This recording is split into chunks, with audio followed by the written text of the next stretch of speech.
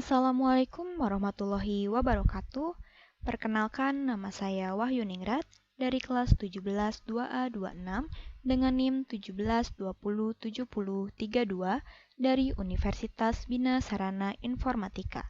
Di sini, saya akan mempresentasikan hasil dari tugas pertemuan 14 karakter building tentang korupsi.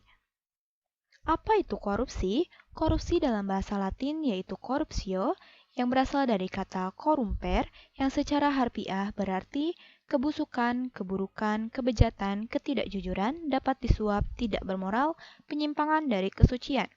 Definisi korupsi juga dijelaskan dalam Undang-Undang Nomor 31 Tahun 1999 yang telah diubah dengan Undang-Undang Nomor 20 Tahun 2001 tentang pemberantasan tindak pidana korupsi. Yaitu, korupsi adalah bertindak melawan hukum dengan maksud memperkaya diri sendiri, orang lain, atau korupsi yang berakibat merugikan negara atau perekonomian negara. Apa saja bentuk korupsi? Korupsi terbentuk menjadi beberapa, yaitu 1. Kerugian keuangan negara, 2. Suap menyuap, 3. Penggelapan dalam jabatan, 4. Pemerasan, 5. Perbuatan curang, dan juga gratifikasi. Faktor penyebab korupsi terbagi menjadi dua, yaitu faktor internal dan faktor eksternal. Untuk faktor internalnya terbagi menjadi 3, yaitu tamak atau rakus, gaya hidup, dan juga moral. Tamak atau rakus yaitu memiliki hasrat besar untuk memperkaya diri dan tidak pernah puas terhadap apa yang telah dimiliki.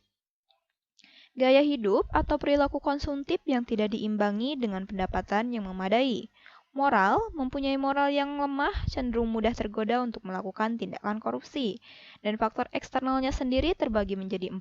Yang pertama, faktor politik, kedua, faktor ekonomi, ketiga, faktor hukum, keempat, faktor lingkungan. Ada juga pendapat lainnya seperti dalam Ghosn Theory, yaitu greed atau keserakahan, opportunity atau kesempatan, needs atau kebutuhan, exposure atau pengungkapan. Dan juga pendapat lainnya seperti terpaksa by needs, memaksa by greed, dipaksa by system. Untuk contoh tindak korupsi sendiri terbagi menjadi beberapa jika dilihat dari lingkungan, seperti dalam lingkungan keluarga, lingkungan masyarakat, lingkungan pemerintahan, lingkungan kampus, dan juga lingkungan tempat bekerja.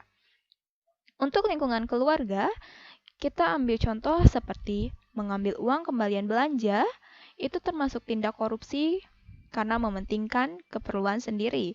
Untuk masyarakat, seperti tidak mengikuti kegiatan siskamling, alasan karena mengantuk, dan tidak memikirkan orang lain, hanya memikirkan diri sendiri. Untuk pemerintahan, seperti memalsukan data keuangan negara. Di dalam kampus, seperti memberikan hadiah pada dosen dengan adanya maksud, atau bisa termasuk suap menyuap, dan juga termasuk ke dalam gratifikasi. Di dalam tempat kerja, seperti memberi uang untuk mendapat pekerjaan, atau memasukkan kerabat ke dalam perusahaan. Oke, mungkin sekian dari saya. Mohon maaf jika ada kesalahan dalam pengucapan dan penyampaian. Terima kasih dan selamat malam.